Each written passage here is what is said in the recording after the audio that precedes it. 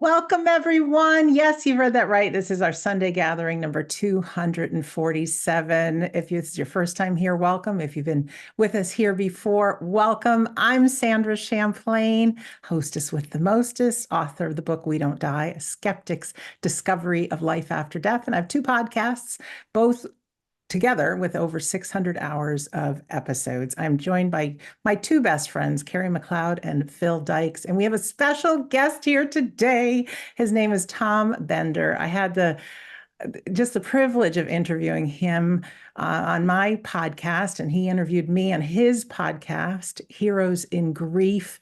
And I tell you, once you find a like-minded friend that is making a difference, you just want to share them with the world. And Tom is one of these people. So he will be doing our address today. First of all, an apology for starting a little bit late. Some good news on my behalf. As many of you know, my story of grief, it was 15 years ago that my dad died. And not only did I lose some of the relationships with my siblings, but I was also prevented from seeing their children. Well, last night, for the first time, I get to see my niece and nephew, who are now 19 and 21 years old, and they flew in to Providence, and they're here with my mom and I. So we decided we'd go out and have some fun this morning. Little did we know we would get hit and stuck in a ton of traffic. So this Sunday gathering actually was started in the car. So thank you all, and I do apologize for starting a little bit late, but you can probably feel the love in my heart having this reunion with these two kids that I haven't seen since they were little children. So,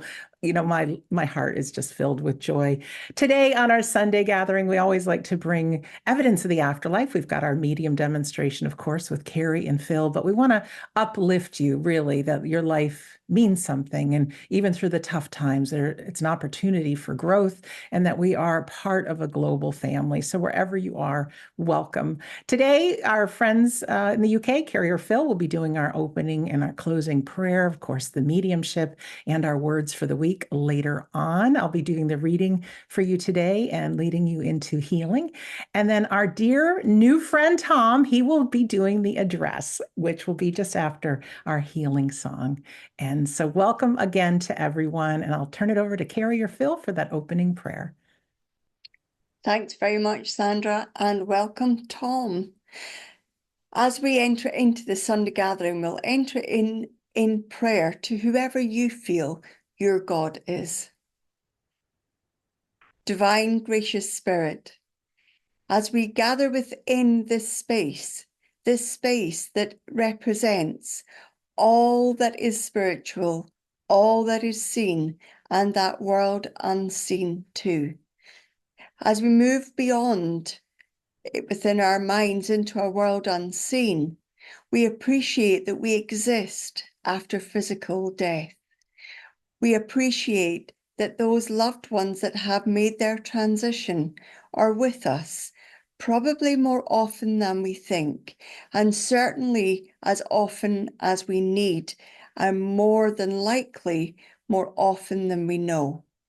Allow us to fully appreciate those people within that world that keep us safe, that keep us loved, that bring us comfort, and that offer us healing, so that we can know for sure that we never walk this path of life alone, but are always helped and assisted by our friends, family, and pets within that world which we call the spirit world. Amen. Thank you so much, Kerry. And now for the reading. And this is perfect. It's about when life gives you lemons, we make lemonade. For generations, that slogan has been around. When life gives you lemons, make lemonade. And in other words, stop your whining and make the best of a bad situation. Writer Elbert Hubbard originally coined the phrase in 1915 for an obituary he wrote to honor Marshall Pinckney Wilder, an actor who overcame physical disabilities to lead a fruitful life. However, Missouri-born author and salesman lecturer Dale Carnegie wrote one of my most favorite books. He wrote it back in 1948. It's called How to Stop Worrying and Start Living. In fact, there was a time in my life that I did an awful lot of driving, and I had a lot of stress in my life, and I had the audio book on, and this audiobook is filled with short stories. And no matter what was going on in my life, there was a story that put me right back into shape. So I love it. So here are a couple of stories, and this is in the words of Dale Carnegie. After spending a lifetime studying people and their hidden reserves of power, the great psychologist Alfred Adler declared that one of the wonder-filled characteristics of human beings is their power to turn a minus into a plus. I once visited a happy farmer down in Florida who turned even a poison lemon into lemonade. You see, when he first got his farm, he was discouraged. The land was so wretched, he could neither grow fruit nor raise pigs. Nothing thrived there but scrub oak trees and rattlesnakes. Then he got his idea. He would turn his liability into an asset. He would make the most of these rattlesnakes. To everyone's amazement, he started canning rattlesnake meat. When I stopped to visit him a few years ago, I found that tourists were pouring in to see his rattlesnake farm at the rate of 20,000 a year. His business was thriving. I saw poison from the fangs of his rattlers being shipped to laboratories to make anti-venom toxin. I saw rattlesnake skins being sold at fancy prices to make handbags and shoes. I saw canned rattlesnake, yuck, meat being shipped to customers all over the world. I bought a picture postcard at the place and mailed it at the local post office in the village, which had been rechristened Rattlesnake, Florida, in honor of a man who had turned a poisoned lemon into a sweet lemonade. The late William Bolitho, author of the book 12 Against the Gods, puts it like this: the most important thing in life is not to capitalize on your gains. Any fool can do it. The real important thing is to profit from your losses. That requires intelligence, and it makes the difference between a man of sense and a man who's a fool. Bolitho uttered those words after he had lost a leg in a railway accident. But I know a man who lost both legs and turned his minus into a plus. His name is Ben Fortson. I met him in a hotel elevator in Atlanta, Georgia. As I stepped into the elevator, I noticed this cheerful-looking man who had both legs missing, sitting in a wheelchair in the corner of the elevator. When the elevator stopped at his floor, he asked me pleasantly if I would step to one corner so he could manage his chair better. "So sorry," he said, "to inconvenience you." And then a deep, heartwarming smile lighted his face. When I left the elevator and went to my room, I could think of nothing but this really cheerful, crippled man. So I hunted him up and asked him to tell me his story. "It happened in 1929, he told me with a smile. I had gone out to cut a load of hickory poles to stake the beans in my garden. I had loaded the poles on my Ford truck and started back home. Suddenly, one pole slipped under the car and jammed the steering apparatus at the very moment I was making a sharp turn. The car shot over an embankment and hurled me against a tree. My spine was hurt. My legs were paralyzed. I was 24 years old when that happened, and I have never taken a step since." 24 years old and sentenced to a wheelchair for the rest of his life. I asked him how he managed to take it so courageously, and he said, "I didn't." He said he raged and he rebelled. He fumed about his fate. But as the years dragged on, he found that his rebellion wasn't getting him anything except for bitterness. "I finally realized," he said, "that other people were so kind and courteous to me. So the least I could do was be kind and courteous to them." I asked if he still felt, after all these years, that his accident had become a terrible misfortune, and he promptly said no. He said, "I'm almost glad now that it happened." He told me that after he got over the shock and resentment, he began to live in a different world. He began to read and developed a love for good literature. In 14 years, he said he had read at least 1,400 books. And these books had opened up new horizons for him and made his life richer than he ever thought possible. He began to listen to good music, and he now is thrilled by great symphonies that in the past would have bored him. But the biggest change was that he had time to think. For the first time in my life, he said, I was able to look at the world and get a real sense of values. I began to realize that most of the things that I had been striving for weren't worth striving for at all. As a result of his reading, he became interested in politics, studied public questions, made speeches from his wheelchair. He got to know people and the world got to know him. Today, the world still knows him as Ben Fordson. Still in his wheelchair, he became the longest lasting Secretary of State for the state of Georgia, serving from 1946 to 1979. There are so many more stories in that book, How to Stop Worrying and Start Living. I totally recommend it. But here's a few last thoughts I'm just going to share from the author. Some things that we can live by. We should focus on making the most of today and handle its tasks one by one, rather than anxiously trying to control things that are beyond our reach. Today is our most precious possession, and it is for sure our only possession. He says you can resolve most of the worries in your life by employing the following steps. Get the facts and analyze those facts. Half the worry in the world is caused by people trying to make decisions before they have sufficient knowledge on which to base a decision. Write down precisely what it is you're worrying about. What really is the problem? Write down what you can do about it. What are the possible solutions? And then decide what to do. What is the best solution for you? Then start immediately to carry out that decision. Acceptance of what has happened is the first step in overcoming the consequences of any misfortune. He also says, fill your mind with thoughts of happiness, peace, courage, health, and hope. Think and act cheerfully, and then you will feel cheerful. And last, a quote by the great Marcus Aurelius, our life is what our thoughts make it. Let's say that again. Our life is what our thoughts make it. So that is the end of my reading. Thank you so much for listening.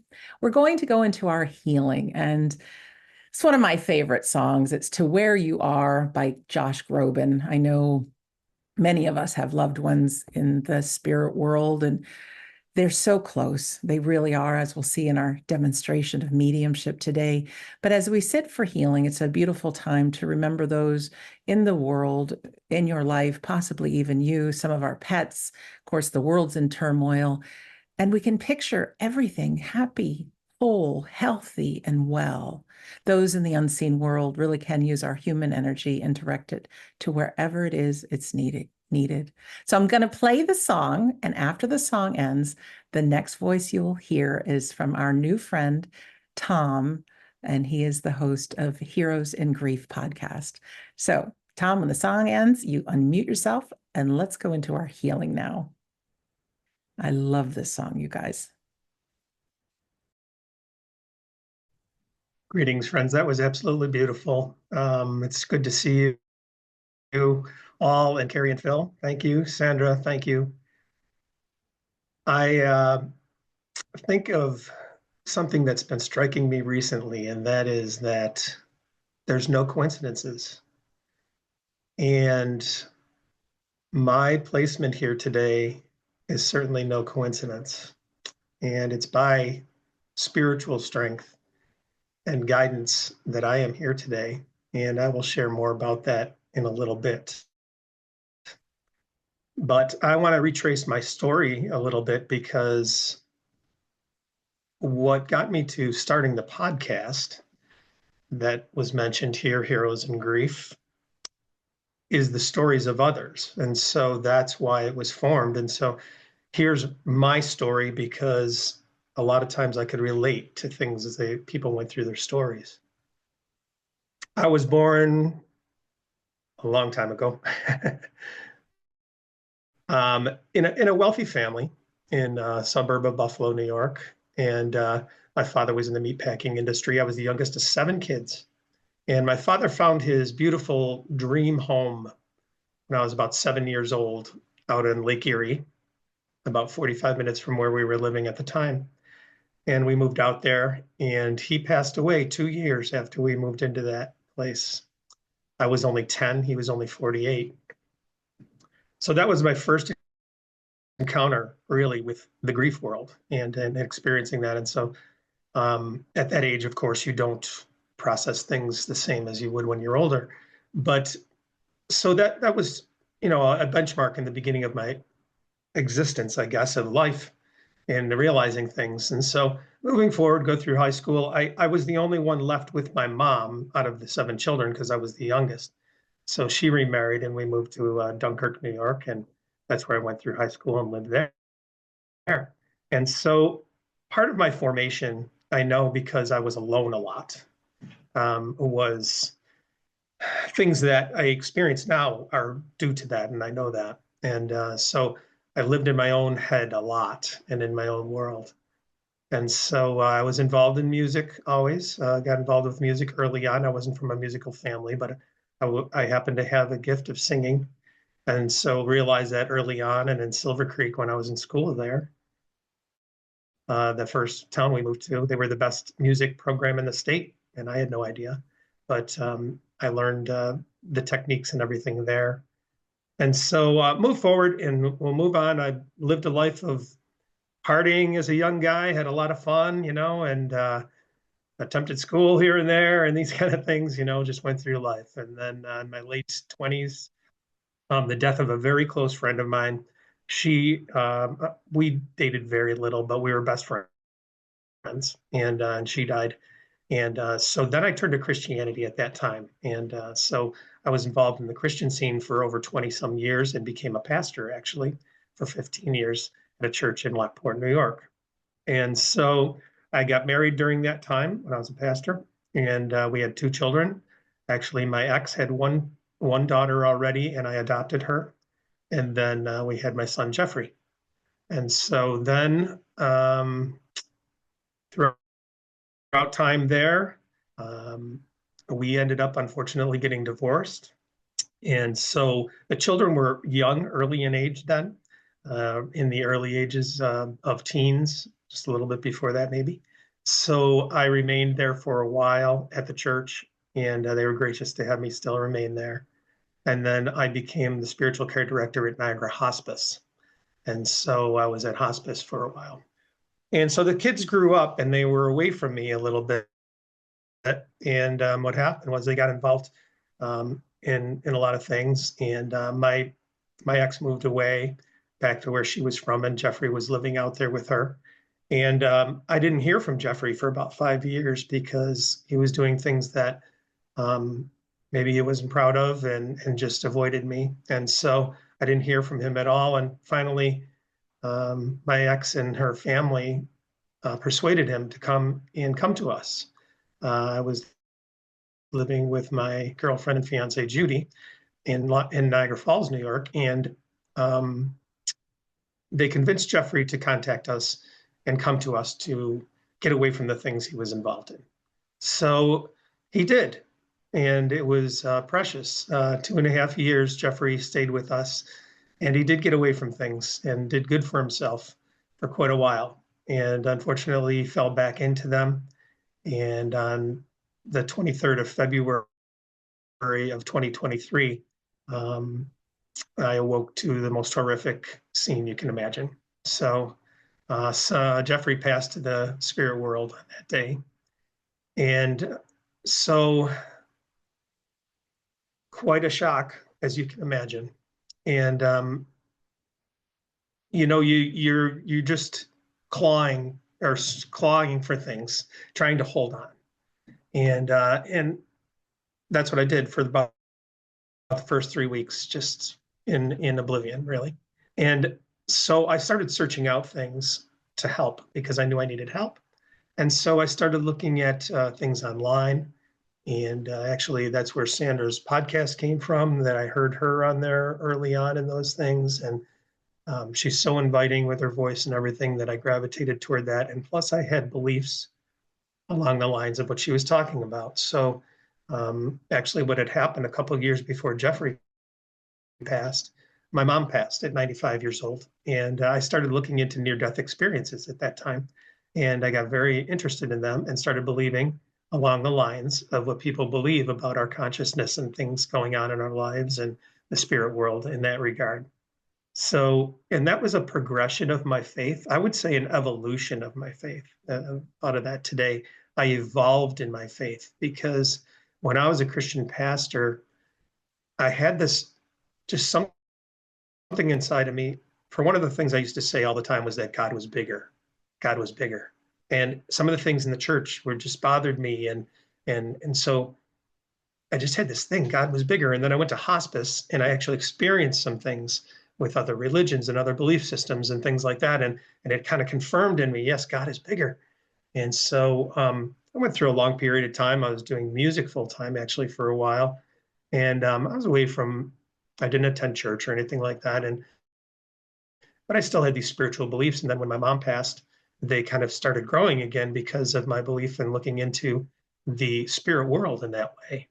And so when Jeff passed, after I received some of the help I did online, things I looked at and things I gravitated to and helped me, then I started looking into helping myself. And that was through meditation and believing that Jeff was present. He showed himself in many ways. One of the first things was about 3 weeks after he passed. Well, I'll go back first. And immediately after he passed, every time I would go into the bathroom, I would hear him in my ear, Dad, Dad. I heard him say that. And it was there all the time. And so I'm like, Jeff, I'm here. I know you're here. And I know you're here. And so that was comforting to the degree it could be at that point in that early grief. But I started looking into meditating because I wanted to connect with him and connect with the spirit world. So that took me to a realization about mindfulness that I grabbed onto right away. And I was in a state of mindfulness or just present of what I was doing daily in the daily life. And I almost looked at it as meditating while my eyes were open and as I was doing things. And so, unfortunately, then I relaxed my meditation practice because I felt like I kind of had it, but you don't. There's always more, and that's the great part about it. So, yeah, so things started progressing with that, and I will get back to that story now that happened about 3 weeks after Jeff passed. We had a major snowstorm in Buffalo the Christmas before Jeff passed, and it was a bona fide blizzard. Unfortunately, 49 people perished in Buffalo, but we got a lot of snow where we were living too, probably 3 or 4 feet of snow. And so Jeff was a good worker and he would help us out all the time around the house, and he was out shoveling. And he came in and he's holding the shovel with the shovel handle, and it was broken. He broke it. Jeff was a big guy. He was a teddy bear type. He was a bull in a china shop. So we used to kid about him all the time because he'd do things like that. And so then he took another shovel and went it back out. And then he came back up and the shovel was broke again. And the handle was broke off the shovel again. Same thing. And so 3 weeks after he passed, all the snow had been gone from that storm and everything. We didn't have any snow on the ground. And we kept the shovel on our porch, just standing there against the railing. And our porch had a carpeted floor. And so I walked out one day in the midst of that early grief, and I just wanted some fresh air. And I went out, and that shovel was laying on the ground on the carpeted floor, and the handle was broken off after I put a new handle on there. So it's like, Jeff, that was a perfect example of the kind of humor he probably would have too in making contact. So that was great. And there's been many other things. What happened was when I started on the online things and listening to everybody else's stories, I would listen to someone's stories, and it didn't matter if they had the same grief event or anything even close.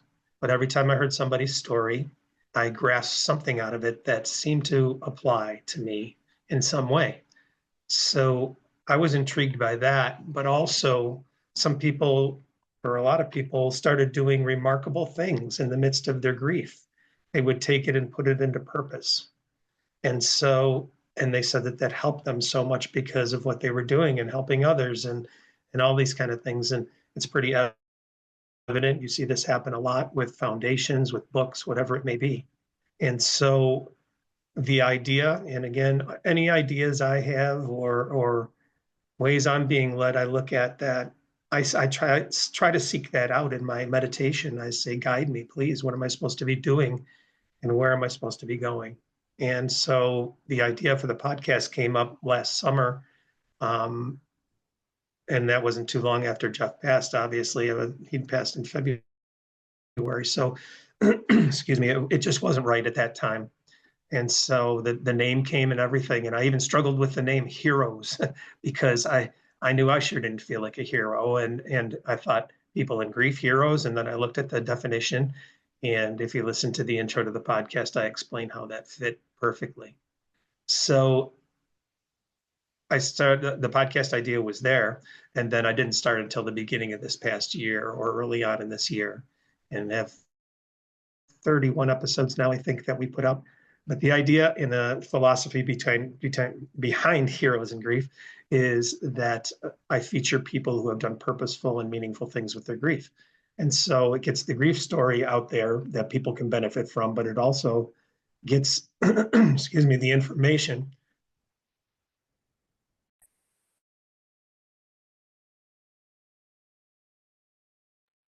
Sorry, I had to mute there for a second, clear my throat.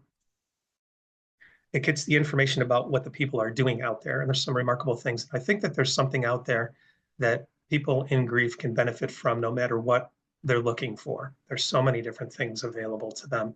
And there's a whole grief underground of people who are grief workers who are trying to help the people in grief. And so if we can break through the stigma of society and normalize the grief conversation a little more, that's another thing that's certainly on my heart. I have something that I call grief talks that I will go around. I would love to go around and try to be more proactive in the grief conversation so that people are prepared. Everyone's going to face it. Everybody will face grief. Everyone will face a grieving person. And those people need to be educated too on how to handle that. So I think it should be more part of the wellness and preparation in people's lives than just something that's reactionary. And so I alluded to this a little bit in the beginning, but so Jeff passed, it's 22 months ago now, just about. And many people would tell you that I am doing remarkable and I'm further on because I'm doing something like that. And even in myself, feeling decent about things. And it's hard. Grief will always come up for you at times. I cry still. I still do those things, but it changes and you tend to be able to get on with your life. And so, and the podcast has been a big part of that and everything, and kind of cruising along and doing pretty well. And then this very week, and this is why I talk about this being a guided time, because to be honest, I might not even probably should be here if you look at it that way. But I'm not going to get into details, but there was a major life event this week that caused my grief to arise again. And so very intensely, and I think just as hard as I did have one morning, which was just as bad as the day that Jeff passed. And it was shocking to me. I know that the circumstances might dictate something like that, but for me and where I was at, it was shocking. And so I am back in those throes, but also being here, knowing I should be here today for whatever reason, even when I don't really physically probably feel like it. I should be here today. And the subject matter that Sandra set up is perfect. And being here is therapeutic for me. And so, I didn't know what this would turn into or what it was going to be. By any means, I don't script things really too often. So I think that there's a unique situation here that's happening, and for all of you out there, that somehow our universe, our God, is using this for all of us today. And so that is very encouraging, even in the throes of hurting humanness. I do trust that. I certainly trust that, and I know it to be true. We have to suffer through our grief when we have it. We have to suffer through our struggles when we have them and feel this in our humanness for whatever reason. I know that when we leave here and we go back and meet with our soul groups and people like that, we're going to look back and say, give each other a fist bump for what we've gone through here. So I want to encourage you all to push forward where you are and turn, as she says, the lemons. I have a lifetime of lemons. I didn't even touch on half of them. My brother passed away. I had a brother-in-law and a sister-in-law pass away. I had a nephew pass away. So very heavy subject matter in my life. But for you out there, just keep pushing ahead and seek the way that you the way that you can find things, because you are you, I am me, everybody's in their own path. And so where you are is perfect for you right now. And just keep pressing on. Thank you for letting me share. Tom, thank you so much. Ladies and gentlemen, we can't all send Tom a hug right now because, he's in Buffalo and we're all over the world, but you can press that raise hand button as a standing ovation. Tom, you're a new friend to me. You're a new friend to Kerry and Phil, new friend to our community, but it's like we were meant to be together. There were soul spirits that we're helping and making a difference, and you have us. And I know you're going through a lot right now, but please use us. People need people. And that goes for everybody in our community right now, especially going into this holiday time. It's tough, very, very tough. Keep plugged in, guys. We'll give you everything we can. So thank you, Tom. And with that, we're going to go into our demonstration of mediumship, and why we have that on each and every Sunday gathering now for 247 weeks is to show you just how close our loved ones are. They're part of our life. Of course, they continue to learn and grow and explore in the spirit world. But my friends, it's so evident they keep one eye on us and one foot still in our world. They really do, and they love us. So our medium demonstration is to show just how close they are. Kerry and Phil, two of my closest friends, are mediums today. They started the Sunday gathering together way back 247 weeks ago. They have a commitment to humanity on both sides of the veil, especially to our loved ones. We have technology, we have phones, we have voices, and our friends in the spirit world, they have an opportunity to speak again to their loved ones through great mediums. And Kerry and Phil are two of the best mediums and teachers that I've ever seen in my life. They're wonderful, wonderful people. So today there will be a few members of our online congregation that will get readings, but I like to call our spirit friends panelists from the other side. Now, Tom, Kerry, Phil, and myself, we're called panelists here on Zoom, and you're part of our community here as attendees. Well, I don't know how it works in the spirit world and who plans who's coming through and what they're going to say. But if you listen in, just like Tom was saying about the people he interviews, there is gold from every single reading. We get to witness just how close our loved ones are. And if you really get listened in close, some of those messages, you realize I could use a little bit of that myself. So that's why I call our spirit friends panelists. So if you yourself get a reading, great. If you yourself don't get a reading, great. Just please listen in, pull pull their information and those messages towards you, just like the words from Kerry, Phil, Tom, and myself today. Would you do that for me? I hope so. So if you attend a medium demonstration, whether it's here on the Sunday gathering or you see a medium live or you're at a presentation somewhere, there's some basics. And I'll tell you how it goes here. Kerry and Phil will request from those in the spirit world to work with them. And as longtime mediums and as teachers of all of our programs, they say that the spirit funds will use everything they've got. They'll use Kerry and Phil's memories, their feelings, their emotions, maybe their sense of taste and smell, maybe a song. Who knows? Maybe pictures in their mind. You'll hear them give a few initial bits of information about the person that has connected with them.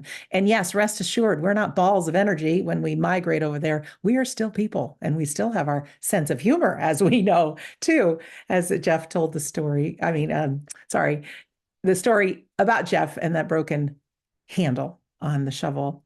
So they're still them. So Kerry and Phil will give a few initial bits of information about the person that has connected. We want everybody to really be listening in. Could this be your person? Now, the one thing in common is the people that come through our mediums no longer walk this earth. All right. That's the one thing. They have passed into the spirit world. They could be friends. They could be relatives. They could be family, close family. They could be distant family. They could be people you worked with. Sometimes they're people a little bit distant, but you knew them. So we want everybody to listen in. If you can understand 100% of the information of the description of this person, we want you to press your raise hand button. Now, I know I just asked you to press your raise hand button for our standing ovation for Tom, but if you want to press it again, see how it works and why this is important, because if you press it a few times, it'll say raise hand, lower hand, raise hand, lower hand. Sometimes there's more than one person that can take all the information in this description. So Kerry or Phil will continue to work. So ideally, one hand is left up. So we need everybody just to use your integrity there. If you can't understand everything, you can lower your hand. We are just over 130 people live with us here today. So that's why it's important to get to the right person. And if you can't take all the information, when it says lower hand, just lower your hand. Okay, your virtual hand, that is. If you are someone who works with our medium today or any medium in the future, your job is simple, and that is to let them do the work. So often it happens in medium readings and demonstrations that we are so excited that we volunteer all kinds of things about our loved ones. And then we go home thinking, did the medium really bring them through, or did I volunteer that information? So that there's no questions that our loved ones really do work through Kerry and Phil, and they are part of our life. We're going to ask you only to say yes, no, or I don't know to the information that they give. Now, be honest. If something isn't a fit, just say no. As Kerry and Phil teach in their classes, no means new opportunity to connect and see what they're talking about, these folks. And that's as simple as it is. So yes, no, or I don't know. And if you do work with our medium today, what I'll do is I'll press a button on my side and you'll get a little pop-up on your screen and an unmute button will appear. So you'll want to press that so we can hear your voice. Now, don't worry, your camera stays off, but it's nice to hear your voice. Just a yes, no, or I don't know. I think that's about it. We always like to play a song before we go into our demonstration. And one of Kerry and Phil's favorites, and mine too, is This Is Me from The Greatest Showman. This is a different version sung by the same singer, and it's powerful. And each one of us, darn it, we are souls having a human experience. Our life matters. Yes, we can turn lemons into lemonade, but we are powerful beyond belief. So just stand in that power. You can visualize your loved ones being with you in the room, because I'm sure they are. And as soon as the song ends, we'll bring out Kerry and Phil for our demonstration. So here is a new version of This Is Me that I simply adore. Here we go. Don't you just love that? This is me. This is Kerry and Phil. Don't you just love that song? And to see the emotion and passion in there is incredible. But I've got to just say something. When we come on and do an address, we are inspired by the spirit world, and we do our best to really use words and bring that story alive that we're impressed with. But now and again, we get somebody that comes along to the Sunday gathering and other places that tells a story of life, and we can't help but be touched by that story. So I want to thank Tom for coming today and sharing his story, because that story, I would guarantee, has touched everybody on this Sunday gathering and everyone that will watch the recording. The strength you have from the sounds of everything that's gone on is incredible, and to stand up and tell your story, to share it, to inspire others, is the greatest gift. And just like yourself, where we talk about coincidences, I don't believe in them. I think they're part of our fate. So welcome to the Sunday gathering, and thank you for sharing your heartfelt story. And I think everyone agreed that yes, it's touched every soul that's listening and will listen as well. So my job, ladies and gentlemen, is to connect with the spirit world. So as my move towards that, I'm very much aware of a gentleman by the name of Peter coming forward. And I do believe that Peter is a father. And I also believe with Peter, it's almost where he is very much a man, very much like Tom, that sort of has that inner strength that gets over things here. And I know he would always put a brave face on things and always look on that positive side. So I know I have father. I know his name is Peter. I know he overcame adversity as well. And I know he has that sense of humor, because I get this impression with him where he's trying to almost make light of everything, but in a respectful way. He just had that way about him that could lift people's spirits as well, please. So somebody understand that? Thank you, Bill. If you can understand that information, go ahead and press your raise hand button for us, please.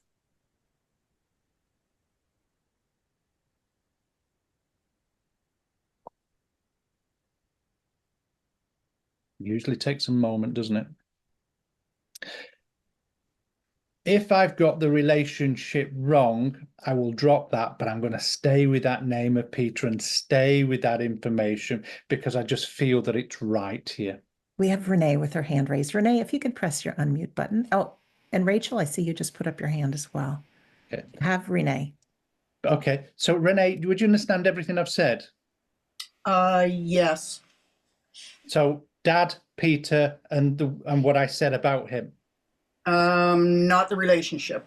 Not the relationship, okay. But would you understand where he was that man that tried to lift everybody, though? Yes. Because I know there's a real sense of humor, and he had that wonderful way of saying the right thing at the right time. That's correct. And I also feel he has that personality that could just entertain people at times as well. That's correct. It's almost where I could tell the odd little joke, but he's got a joke for everybody. It's almost like I know where I can get away with that little bit more. And I know when I can have to be a bit more respectful. Yes, that's correct. Because I just get this sense here. It's almost like I want to talk about really naughty jokes with you. So I know he would have been like this with you. Yes, that's correct. Because he just, I can't even go there. But I know it's almost like the naughtier, the better. Understand? I understand, yes. And in a way, for him, it's a guilty pleasure because it's almost his way of being alive and sharing his joy for life. That's correct. But I also feel with him that he was somebody that would go out of his way to help other people as well. That's correct, yes. And I also know that he's not just going out of his way. He's quite selfless. He doesn't want anything back from people. Yes, that's correct. I also said with him, he liked to be outdoors. He's almost like got a respect for nature as well. Yes, that's correct. And it's almost where I could actually tell you the name of the trees. He had that knowledge about him. That's correct, yes. And it's almost where something goes on in the world, he would know a little bit about it. He's got that general knowledge as well. That's correct, yes. And it's almost where he has his views on politics and things, but it doesn't go over the top. That's correct. Now, I know there's been an election and somebody's got in, but he would always see the positive side of things. Yeah, somewhat. because he would point things out, even though there might be negatives there, he would point things out and say, well, actually, this aspect is good. So I know he's got that mindset that he could see through the smoke. He could see quite clearly as well. And he used to give and share good, frank advice. That's correct. And I hope you're okay. You've been savaged by the dogs. But I know here that there's just, do you know, he would have come out with a quick one-liner, wouldn't he, about the dogs and things? Oh, that's correct. Yes. Because it's almost where people, ladies and gentlemen, I'm saying this, but believe you, it's not from me, it's from him. I'd lift my foot a little bit towards them, because I know it's Oh, just, yeah, that's correct. but I know it's in a jovial way. He won't actually do it, but I know it's that jovial sense of humor. In fact, I know he's got that wicked sense of humor as well. And I also feel that he would speak quite plainly and down to earth as well. That's correct. And would I also be right, Renee, that you've been speaking about Pete just recently? Yes, that's correct. And I know you told some stories that were a little bit risque, understand? No. And if I said you shared little bits but saved some of the finer details? That's correct. Because I know here you could have been a lot riskier with it, but it's almost like you kept his dignity and kept his pride and spoke highly of him. Because I want to say there was times where he had to make decisions that didn't always meet other people's needs. Yeah, that's correct. And I know he stood by his laurels because he believed in the greater good as well. And I know there's also a deep divine sense within him where don't want to say he followed a particular religion and was devout, but he had a firm belief of that divine. No. Bear with me, because it just feels here. Do you know when Tom talked about coincidences and certain events happening for reasons, I get the sense that he has that understanding. Somewhat. Because I know here I can't change it, but I know there's that sense with him. But I also know this, he stood by his laurels, he stood by his truth, and he didn't bend either. That's correct. Okay. And I also know if he didn't like you, he wouldn't chastise you, but you wouldn't get much out of him as well. Yep, that's correct. Because I also know that it's almost like I'm on that edge with him. Does he like me? Does he not like me? So I know he likes to get to know people before he fully engages with them. That's correct. And would I also be right in saying with him that he was pretty handy as well about the house? Yes, very much. Because it's almost like I can fix anything. I don't want to get people in. I would rather have a go and fix things myself. That's correct. And he must have had a vast collection of tools as well. Oh, yep, that's correct. And it's almost where I want to say some of the tools have been kept, but some of them have gone to good homes. That's correct, very much so. Because again, the really worshipped in a way. And I'm not saying the tools are expensive, but because they're his, the people's pride and joy. That's correct. Yeah. And it's almost where he used to have them all in certain areas and all neat and in order as well. That's correct. It's almost like he knew what was missing if somebody borrowed it, and he would lend the tools, but it's almost like lending them as long as they come back, and he would see to it. That's correct. Okay, I'm going to leave his love with you, but know that he is around you trying to sort things out and very much trying to lift your spirits at the moment. And it's almost what I want to say, where you've been questioning things around the family, that he's here to sort things out. And if I said there's decisions to be made that are not going to be easy, would you understand? That's correct.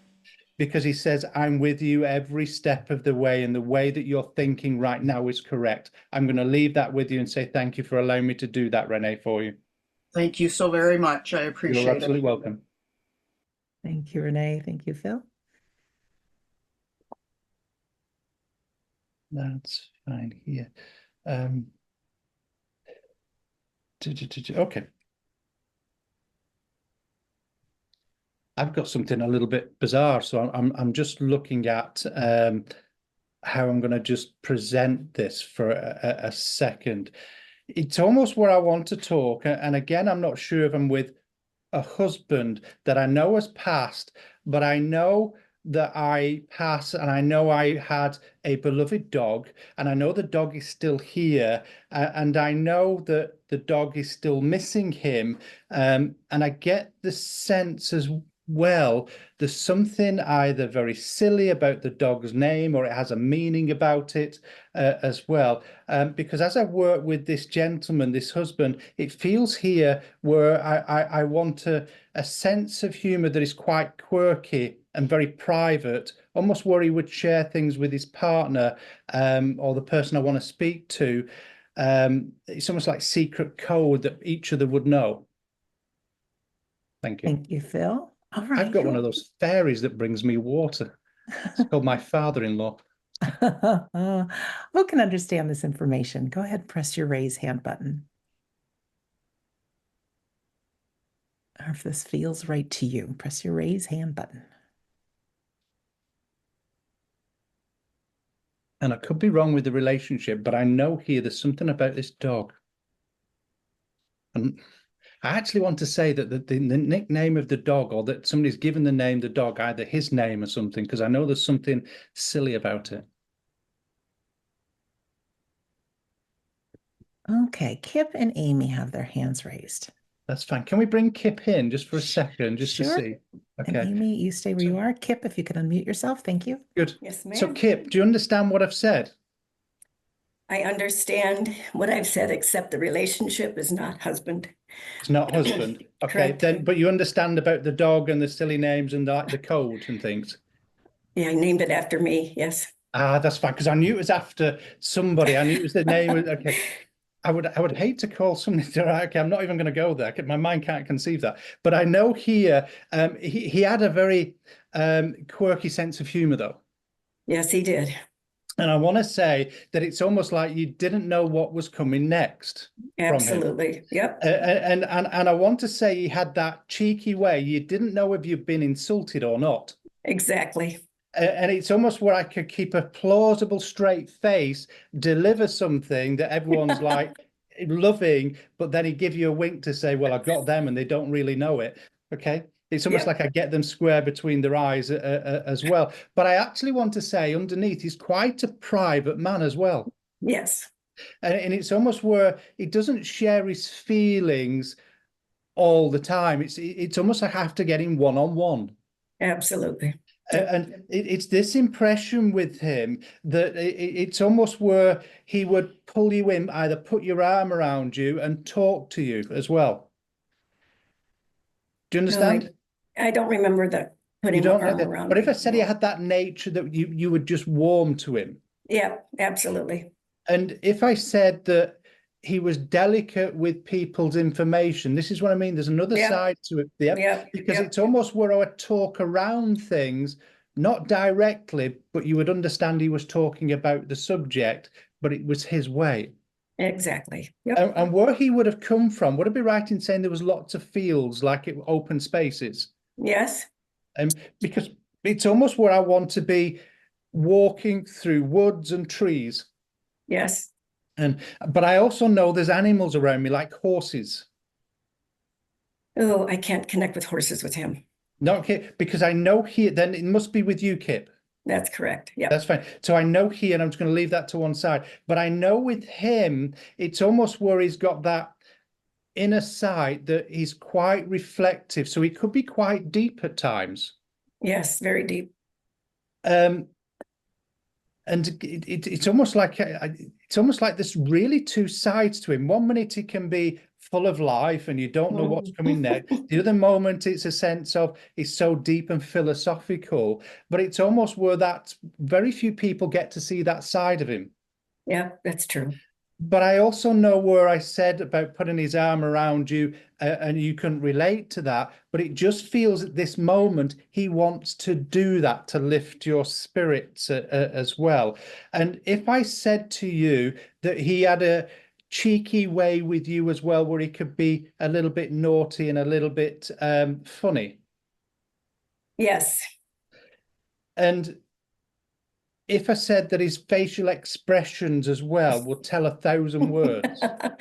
Yes. Yep. Because and it's almost like there must be memories with either a partner where he would tease them a lot as well. Incessantly. Because I know here, forgive me, darling, what I'm about to do, but it's almost like he's.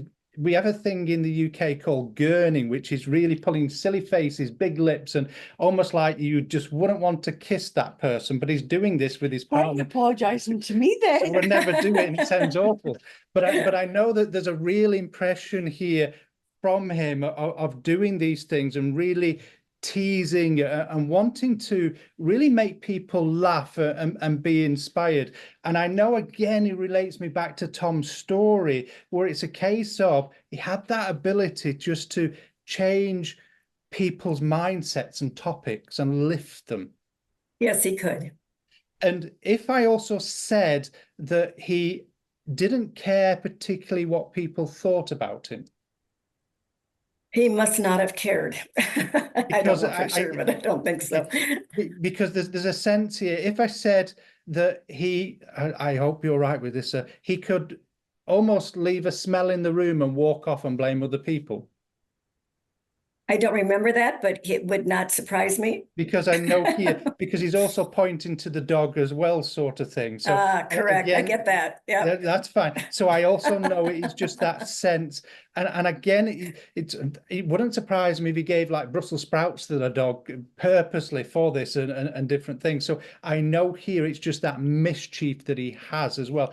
I know in the last contact I gave the name of Peter, but you would understand the same name, a gentleman in the spirit world, Peter, as well. Yes, I do. I know he's not father, but he's like a father to you. Correct. Like father-in-law. My daughter's father-in-law. There's your daughter's father, because I know here he's very close as well. So I know it's just that sense. And again, I want to say both people are very much with you, trying to lift you as well. And there must be memories with both of these men where we sat down at Christmas pulling crackers and things. I remember sitting down at Christmas. I can't connect with the cracker things. Because I know here it's almost like little toys and little games and little things that it's those happy memories with. Yeah, I do remember with one of the gentlemen. That's correct, with Peter. That's fine. Yep. So I'm going to leave their love with you, but know that they're both with you, teasing you. And I want to say, if there's any aromas that don't sit within the house, you know where they're coming from. And I don't have a dog. He's just bringing that thing here as well. And he's laughing about naming the dog as well. So I know he's just bringing that back. That was a joke. And again, it's just that teasing nature. He just wants to lift you. So I'm going to say, thank you for allowing me to do that as well. So I know, ladies and gentlemen, my time has run short. It's always a pleasure to be on the Sunday gathering. It's a pleasure to listen to Tom, but it's even a bigger pleasure to hand over to my lovely wife, Miss Kerry McLeod. Thank you. Thank you very much. It's an absolute pleasure to be here. And Tom, thank you very much. I know Phil said what he said, but when we can get up and do what our passion is, given circumstances, whatever the circumstances are, I don't know, I just think it makes our light shine a little bit brighter. So thank you very much. I am aware of, it's funny because the gentleman for Kip, I felt him come in. It was like today with you in Sarasota. He kind of said hi, and then he went to yours. Oh, I thought I had my first contact there.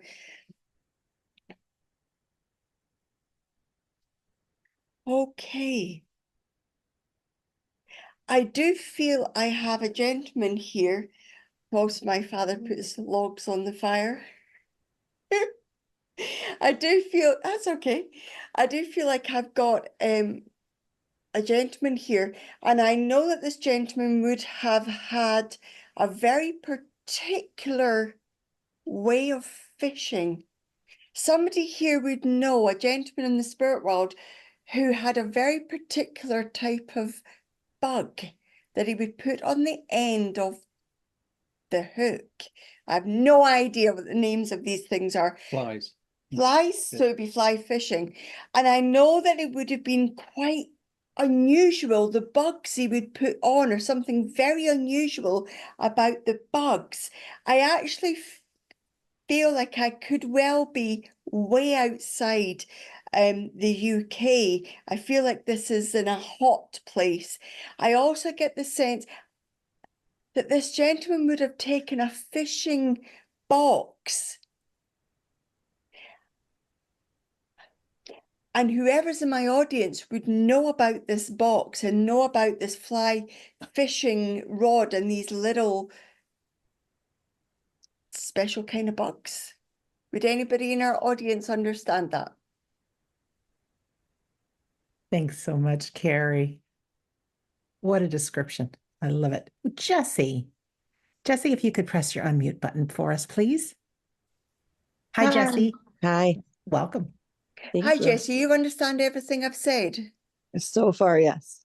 Okay, and this gentleman would be close in family to you. Yes. Okay, and you would have seen this fishing tackle. Would this be your dad, Jessie? Yes. Okay, and you would know this fishing tackle box. And there's Yes. something very particular about the bugs he put on the hook. Yes. These are not just mealworms or worms. There's something Right. Yes. rather grubby about the grubs. I know with your dad as well, he was very particular about how he did things. I get Oh the my. sense that in his mind, everything had to be a Yes. certain way. And I know he Yes. would have done things at certain times. And he had an occupation though, Jessie, that was one that carried quite a bit of responsibility to it. Yes. Because I feel like I go fishing and let the weight of the world leave me. You would have seen him in the long waterproof pants with the braces or the suspenders in the river or in Yes. the water. And this must have been a tidal piece of water, Jessie. No? Yes. Because I feel like he knew exactly when to go in for the water to rise and the water to go out. I get a sense here with your dad as well. There was such a character about him that for all of his seriousness and orderliness, I get the sense with him that he had such a memory for jokes. Yes. But he would have told the same jokes, kind of Yes. on a regular occurrence. Yes. And he would have started off with, did I tell you the one about? Because I feel like it was like, yes, Dad, yes. I know Yeah. with your dad as well, in his garage, and I do feel it was a garage, but I feel like his garage would have been separate to the house. Well, kind of.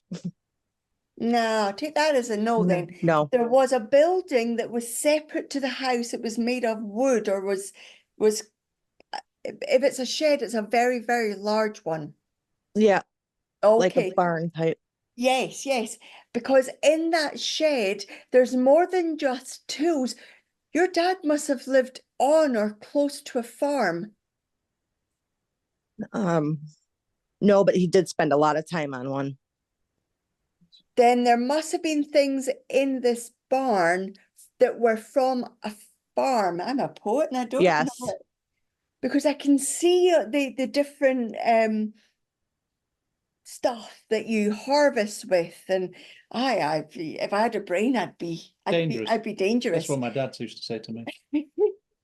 And I know your dad brings me memories of taking you back to that place with him. I take that as a no then. So No. you must have been back to that place after your dad's passed? Oh, no. Okay. Connection with it, yes. Because I know where that is, that it's completely changed. The terrain has completely changed.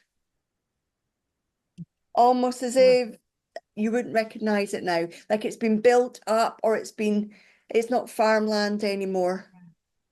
Mm, mm, Oh, no, halfway.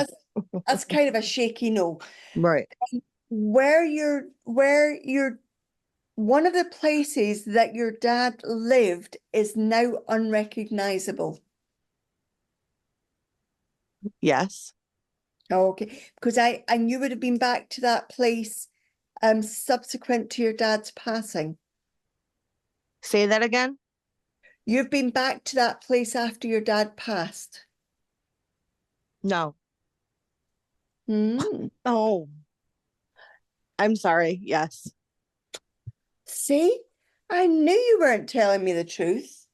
I used to get told off for saying I that. know to you people. said lie. Yeah. I don't think she was lying. I just think she forgot. And Jessie, your mum's in the spirit world as well. No, ma'am. Okay, then there is a lady here who would have had quite a large input into raising you. Yes. You didn't call her mum, but I know that you looked to her as that in times of need as you were growing up. Yes. I don't believe you. Well, I mean, I'm thinking about when I was younger. Okay, let me take that Like back then, little. Jessie. Let me hold on to that. With your dad, though, I know that box that your dad had for fishing, you would know that there would have been a name on the top of that. Yes. But it wasn't your dad's name. No. And I'm not going to go there because that's... Go on. Oh, yeah. Go on. You would understand the surname of Hartley, would you, Jessie? Say it again. Would you understand the surname of Hartley? No. No. Okay. It was worth a go. Hurley? Harley, did you say? Hurley, H-U-R. I'll take it. It's a commercial in Britain from a long time ago. Oh. I know that with your dad, there's a sense of wanting to share with you those memories and allow you to know that he is aware of what's happening right now. And do take that time to take yourself off when you need, just as your dad did when he went fishing. Huh. Wow. You're entitled to some time on your own just to get your thoughts together. I'm going to leave your dad's love with you, Jessie, and say thank you very much. Thank you very much. Okay. I know I have a lady here, and I know this is Mum. I know with her there is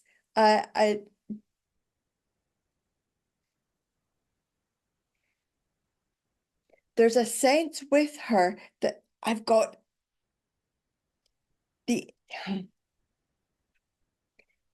Let me start again. I know with Mum there would have been an illness on the inside of her that she would have let go, and I know it spreads to a number of different places in her. And I know that when this was found, there was not the opportunity to make this reversible. But I also know that I need to acknowledge the name of Patricia or Pat. But I know that name connects directly to Mum. Not Mum's name necessarily, but directly to Mum's family. Would somebody in our audience understand that? Thank you, Kerry. Jay and Michelle both have their hands raised, and Shirley Ann. Okay. So, and you would understand the Patricia or the Pat.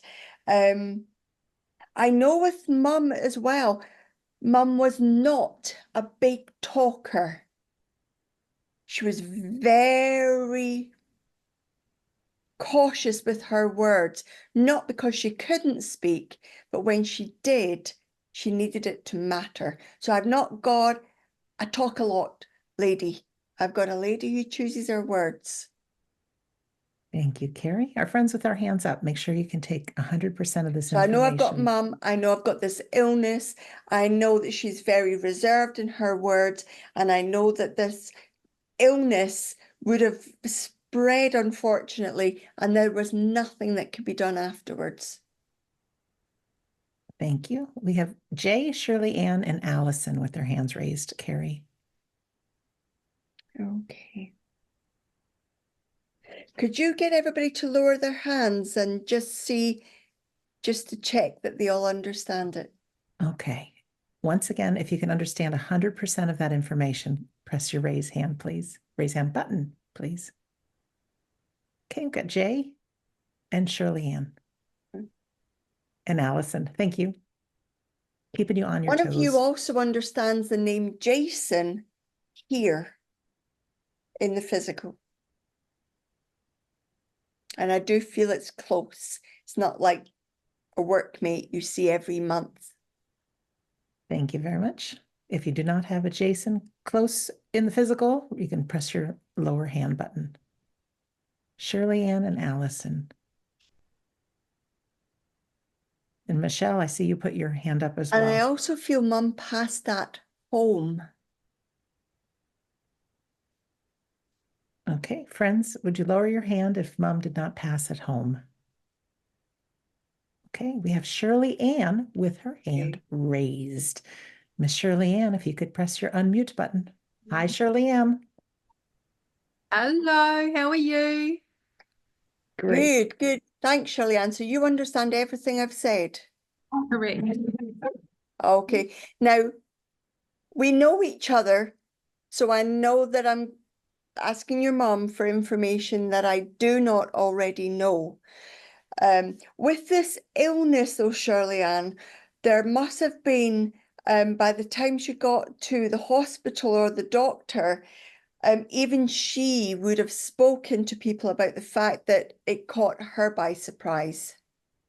Correct. I also know that your mum must have been self-medicating with painkillers. I don't know that fact, Kerry. It Okay. wouldn't surprise me, but I don't know it. I feel like your mum gives me this impression of her being in pain and just taking the odd, I don't know, ibuprofen or paracetamol for that little niggly pain that won't ever go away. I know with your mum as well, when she passed it home, she must have begged you to not allow it to happen any other way than what she wanted. Begged me. I know that's what she wanted, but I don't think she begged me for it. But she asked you. She was very Correct. strong in her request. Yeah, I knew that she wanted to pass it home, not Okay. in the I hospital. also know your mum must have had a series of things that she wanted to do and say before she passed. I don't know. Then you would know that she wrote some things out for members of the family or got you to write for her to other members of the family. I didn't write anything down, Kerry. Okay. Shirley Ann, would you understand Patricia in the spirit world? Absolutely. And what I've said about making promises and keeping that promise, you would know that you did that for Patricia. Making a promise. For Patricia, because I feel like there is I feel like there is a promise that you made that you have kept because it's wanting to be acknowledged. No, I can't think of a promise I've made Trish. Then you can email me when you remember, because I know she wants to say thank you for keeping it. I also know that this, the strength from both Patricia and your mum is so strong.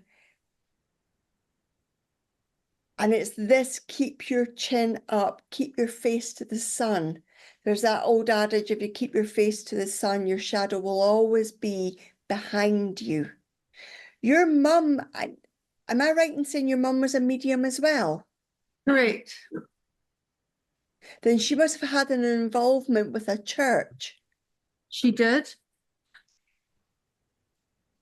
And she would have been president of that church, or been on the board of that church. No, she knew no, but she was very close to the president. Okay, then there must have been in that church flowers there. Your mum's funeral wasn't at the spiritualist church, though, is that right? Correct. But there was a whole series of flowers there. Yes, there was heaps. Okay, I know your mum is wanting to give you this huge bouquet. I genuinely don't know if it's your birthday, but this huge bouquet of very tropical, unusual flowers. But right in the center, in our hallway, we've got that big bushy and only blossoms for a very short period of time. What's the name of that? Putting you on the spot. I can't remember. You can remember. Well, I know in the center of that is this huge white flower, and it's all got layers of white petals in it. And that is centerpiece for you, because I know your mum would have always wanted you to have the best bouquet of flowers going. That would be correct. Would that be a peony with the layers? Is it peony? No peony? No, it's not. No, it's not. Okay. I will let you know. I'll respond to your email when you let me know what that promise was. Okay. Thank you very much for letting me do that for you, Shirley Ann. Thank you, Kerry. Thank you.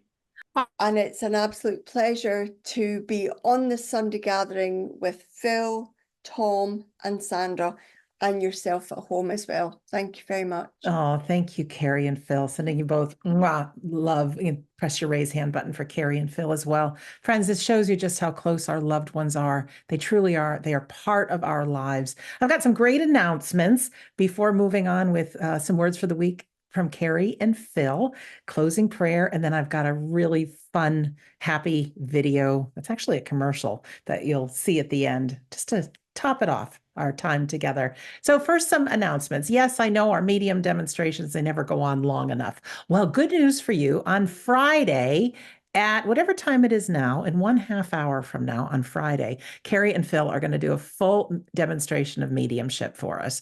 And that will be in a Zoom room, so we get to see each other. We'll play some music at the beginning. We're just going to kick off.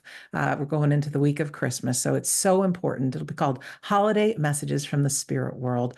Also, their website is mymediumship.com. Always some good things happening there. In fact, we've announced our new classes. You don't want to miss these. Starting in January on Wednesdays, there's a 4-session course, The Power of Your Soul. Now, this is kicking off your new year right. As souls, we all have these souls ability, getting in the zone, going after our dreams, all of that. How would you like to engage the powers of your soul in 2025 and get it started? Great. You can do that with Kerry and Phil in our brand new class.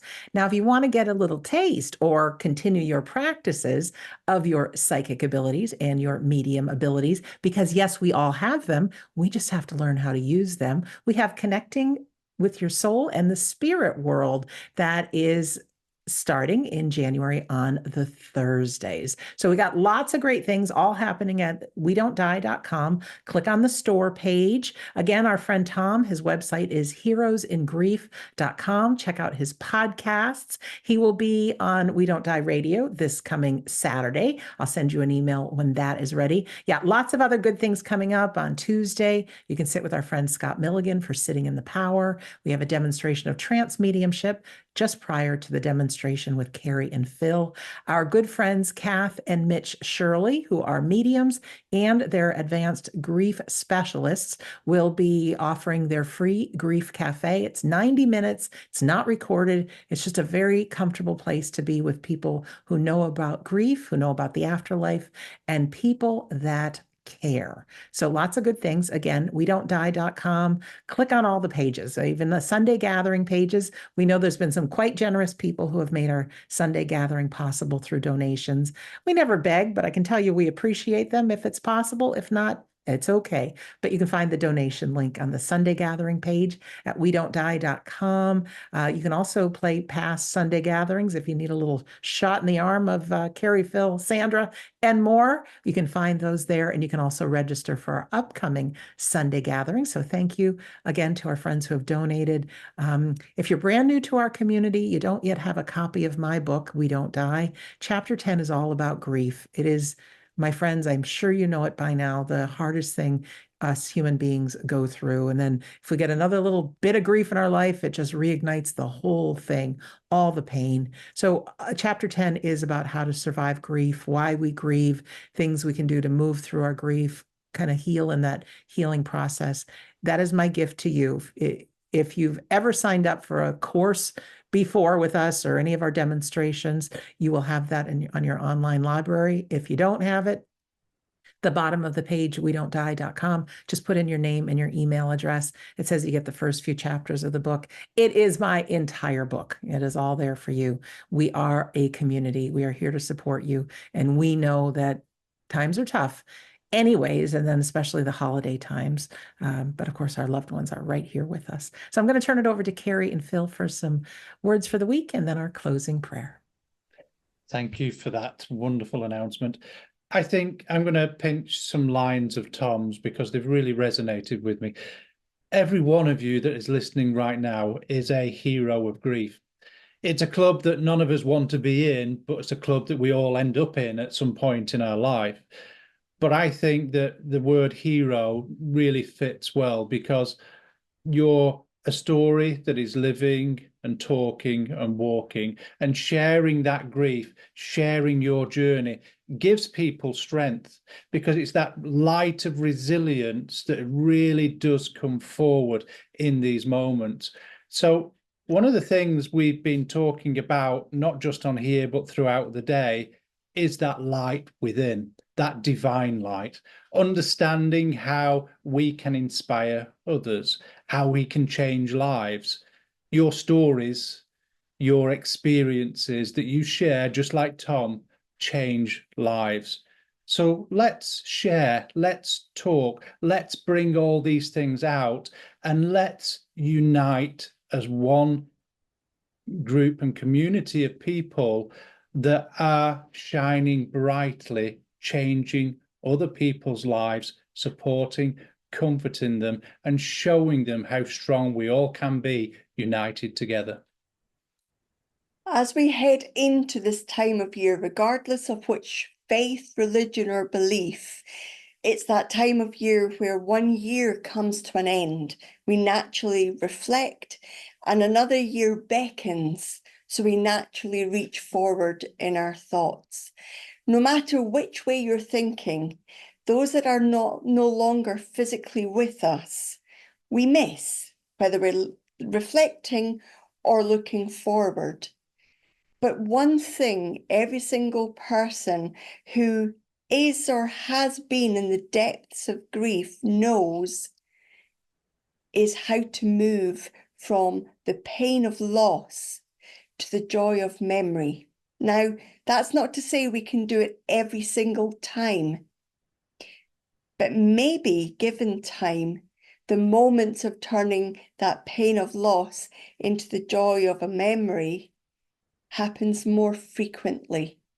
So as this time moves into the turn of the year, let's try to make the memories more frequent, because when we do that, we send a message out to our loved ones that side of life that we're thinking about them, not in their final moments, not in their weak spots, but in the times where they were their magnificent selves. Because I'm sure that's how they would like to be remembered. It's certainly how I would like to be remembered. Okay, and if we can enter into that moment of prayer. Divine, eternal Spirit, we've sat within the sacred space, honoring life and honoring that life beyond life. Knowing that we live on in a world unseen brings comfort, but never does it take away the pain of loss. Allow us in the weeks, months, and years ahead to be able to reconcile and understand some kind of belief that manages that expectation of how we should be handling that grief and that love. Let the expectations not be too high, but also let them not be too low.